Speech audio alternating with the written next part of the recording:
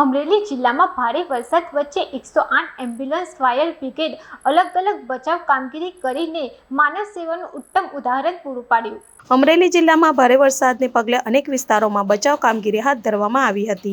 રાજુલાના ચાંચબંદર સમઢિયાવાળા વચ્ચે કોઝવે પર પાણી ફરી વળતા એક દર્દીને જેસીબીની મદદથી સુરક્ષિત બહાર કાઢી 108 એમ્બ્યુલન્સ મારફતે હોસ્પિટલ ખસેડવામાં આવ્યો હતો।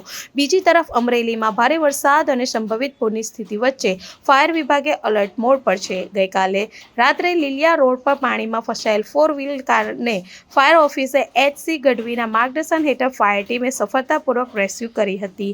કારને સલામત રીતે બહાર કાઢી રસ્તો ફરી વાહન વ્યવહાર માટે ખુલ્લો કરવામાં આવ્યો હતો। ફાયર સ્ટાફે પોતાની પરવા કર્યા વગર સતત જનસેવા કામગીરી કરી હતી। બંને કામગીરીથી બચાવ દળોની સતર્કતા અને સેવાભાવથી પ્રશંસા થઈ રહી છે। વિડીયો જર્નાલિસ્ટ મહેશ બારૈયા સાથે સત્યા ટીવી ન્યૂઝ અમરેલી।